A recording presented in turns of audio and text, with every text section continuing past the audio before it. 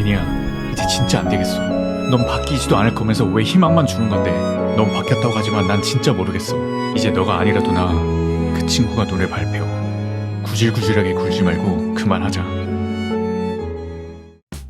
안녕하세요. 일상사용 중심으로 IT 기기를 리뷰하는 메이슨입니다. 소리 소문 없이 아이패드 미니 7번째 모델이 출시가 됐어요. 정확한 명칭은 미니 7이 아니라 미니 A17 프로라고 하네요. 저는 편의상 미니 7이라고 말할게요. 아이패드 미니는 대중적이진 않지만 이 크기의 태블릿이 좋아하는 찐 사용자들이 있어요.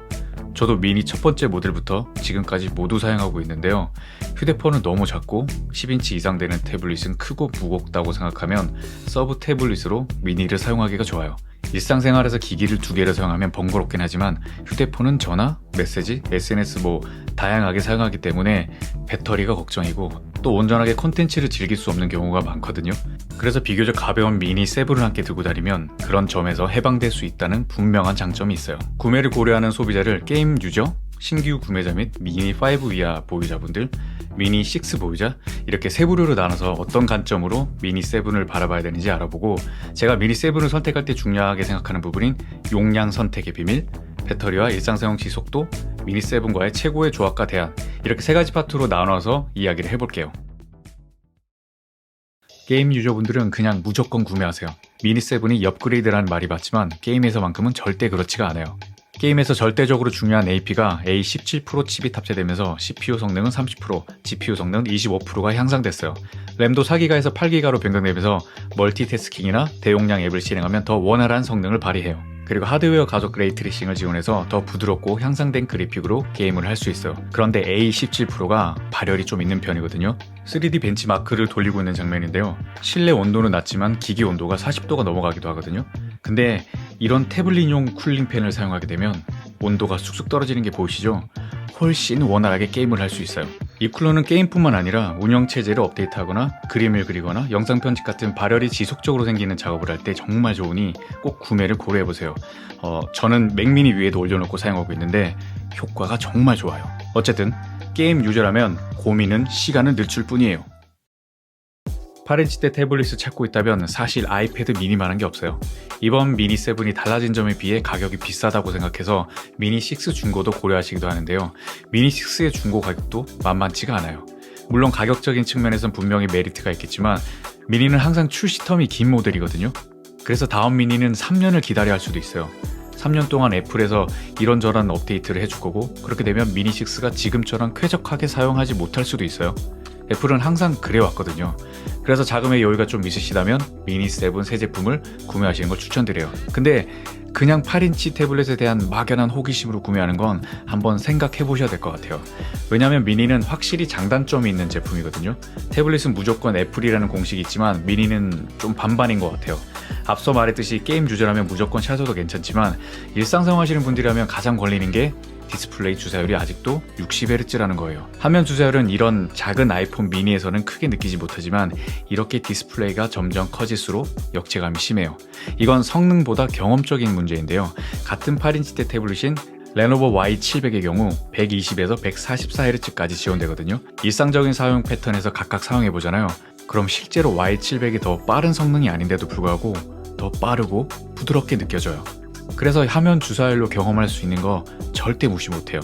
그래서 꼭 아이패드 미니가 아니라 8인치대 태블릿이 필요한 거라면 Y700으로 눈을 돌려도 괜찮아요. 근데 아이패드 미니에 비해 꽤 무겁고 이게 가성비로 직구를 하면 중국 내수롬을 사용해야 된다는 아주 큰 단점이 있긴 해요. 기존 미니 6 보유자 바로 저입니다. 저는 미니 6 256기가 셀룰러 모델을 사용하고 있어요. 미니 7은 구매해서 사용해보니 좀 실망스럽더라고요. 새로운 미니 시리즈가 나오기 전엔 항상 이전 프로 모델을 보면서 미니도 얼마나 좋아질까라는 추측글들이 많아지면서 기대에 차게 되거든요. 근데 잊고 있었던 게 미니는 태생적으로 최신 칩셋보다 이전 AP를 넣어주기도 하고 조금 지난 현세대 AP나 또 다른 핵심 기능을 빼고 출시하던 제품이었어요. 근데 미니 6 때 폼팩터가 바뀌면서 웬일인지 큰 변화가 일어났어요. 그래서 잊고 있었어요. 미니가 항상 이랬다는 걸. 미니 7은 미니 6를 가진 일상 사용자 입장에선 큰 차이가 없어요. 다행히 애플 인텔리전스 덕분에 AP와 램이 업그레이드 됐는데 이것도 애플 인텔리전스나 게임, 영상 편집 같은 작업을 하지 않는다면 크게 의미가 없어요. 전 태블릿의 OR은 디스플레이, 3R은 스피커가 해준다고 생각하는데요. 디스플레이는 똑같은 스펙이라 실망스럽게도 60Hz를 유지하고 있고, 미니의 스피커는 태생이 태블릿이라 물리적인 공간이 많거든요. 그런데도 불구하고 소리의 질은 아이폰 16 프로 맥스보다 못한 것 같아요. 물론 소리는 개인의 경험이나 나이, 공간, 현재의 기분 등등등 변수가 많다는 걸 미리 알려드릴게요. 제가 생각할 때는 아이폰 16 프로 맥스가 더 공간감과 입체감이 있고 소리 질감 자체가 아주 탄탄해요. 저음부도 훌륭하고 웬만큼의 고음이 아니고서야 찢어지거나 그렇게 하지도 않고 잘 잡아져요. 무엇보다도 보컬의 소리가 앞쪽으로 배치되어 있어요. 근데 미니의 경우 그만큼의 소리의 질감을 들려주지 못하고 가장 아쉬운 부분인 보컬의 소리가 약간 뒤쪽으로 배치되어 있어요. 태블릿은 콘텐츠 감상이 주된 사용 패턴인데 이 부분은 굉장히 아쉬워요. 항상 애플 기기의 스피커는 타 브랜드에 비해 매우 뛰어난데 미니는 평범하다고 볼 수 있어요. 애플은 노멀 모델과 프로 모델의 스피커 퀄리티 차이를 확실히 두고 있는 것 같긴 해요. 그리고 셀룰러 모델은 물리 유심이 사라지고 eSIM만 가능하게 됐거든요. 개인적으로 참 마음에 안 드는 부분인데, 마지막으로 기존의 애플 펜슬 2가 지원이 안 되고 애플 펜슬 프로와 USB-C 타입만 지원되기 때문에 펜슬도 새로 구매해야 되는 부담이 있어요. 사실 미니로 간단한 메모 말고는 작아서 할 게 없고 또 애플 펜슬 프로의 기능을 다 쓰지도 못해요. 결론적으로 저는 미니 7과 이별을 하고 미니 6와 계속 함께 하기로 했어요. 항상 애플 기기를 선택할 때 용량 고민 많이 하시죠? 내 사용 환경에 맞게 용량을 선택해야 되는데 애플 제품은 주머니의 사정에 맞게 용량을 선택해야 되는 것 같아요. 그래서 보통 가장 기본형인 128기가를 구매하는 경우가 많은데요. 여기에 함정이 하나 있어요. 아이폰이나 아이패드를 선택할 때 저는 128기가를 선택하지 않거든요. 왜냐하면 보여드릴게요.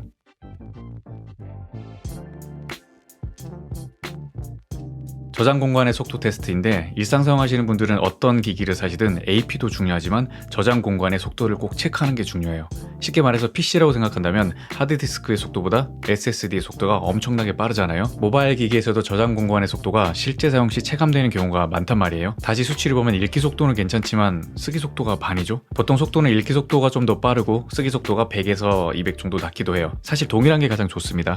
근데 반토막이라면 좀 문제가 있다고 할 수 있어요. 물론 이 정도 속도도 빠르긴 해서 일상 사용할 땐 전혀 느끼지 못할 수 있어요. 근데 저는 이런 사실을 알고도 선택하기가 좀 꺼려지더라고요. 쓰기 속도가 느리면 파일 저장과 수정 작업이 느려지고 멀티태스킹 능력도 저하되고 캐싱이나 임시 파일 작업도 지연되고 게임이나 앱 실행도 지연돼요.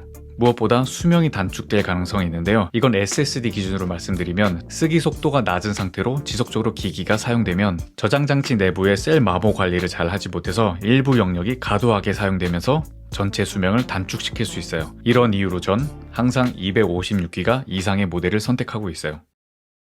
AP가 A17 프로로 변경되면서 배터리 효율이 더 좋아졌다고 애플은 말하고 있어요. 근데 배터리 용량은 미니 6와 동일한 5078mAh가 들어갔다고 해요. 제가 지금부터 배터리 테스트를 하겠습니다. 어떤 조건에서 어떻게 테스트를 했어요?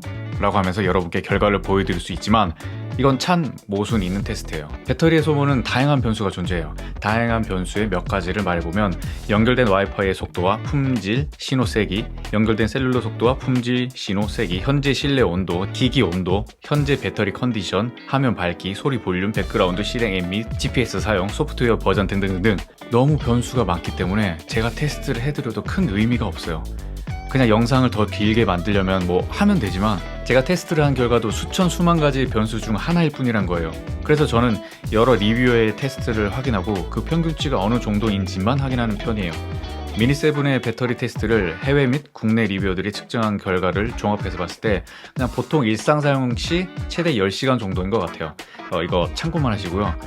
이것도 정확한 건 아니고 여러분의 사용 패턴과 환경에 따라 다를 거예요. 일상 사용자들은 변경된 AP와 램을 체감할 수 있을까요? 저는 일상 사용해봤을 때 느껴지진 않았어요. 특히 아까 전에 말했던 저장 공간의 속도 때문인지 몰라도 동일 조건의 와이파이일 때 웹브라우징이나 간단한 SNS를 사용할 때 정말 차이가 없더라고요. 근데 앱을 여러 개 실행해놓고 사용했을 땐 기존에 실행되고 있던 앱이 리프레시되는 현상은 확실하게 줄어든 게 체감이 돼요. 4기가에서 8기가가 된 게 8기가에서 16기가로 된 것보다 훨씬 체감이 크기 때문이에요. 근데 저처럼 한 번에 한두 개 앱만 쓰시는 분들은 정말 차이가 없다는 거.